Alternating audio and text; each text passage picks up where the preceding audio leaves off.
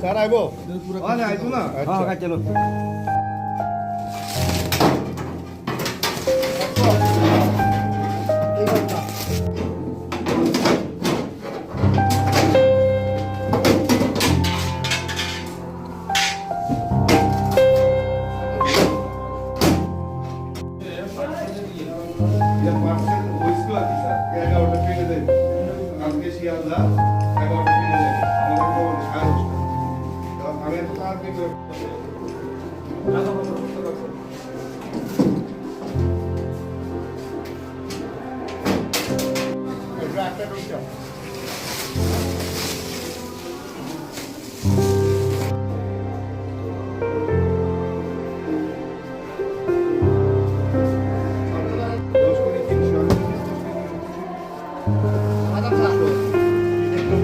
প্রথমে আমি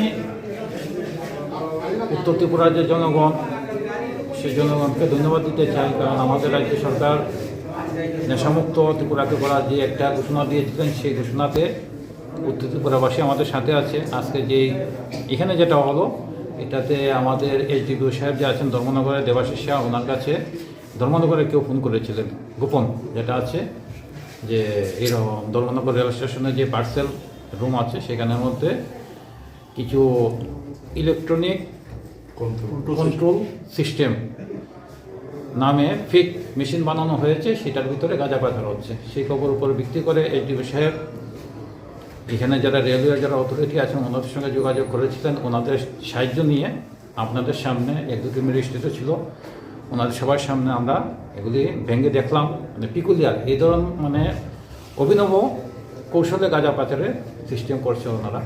তবে ওনাদের যে সেই উদ্দেশ্য সফল হবে না, আমরা সজাগ আছি। আমরা উত্তর ত্রিপুরাবাসীকে নিয়ে আমরা নেশা বিরোধী অভিযান আমরা চালিয়ে যাব। কত কেজি গাঁজা হয়েছে? এখানে যেটা হয়েছে 61 কেজি। বাজার মূল্য কত? প্রায় 20 লাখ টাকার মতো হয়ে যাবে।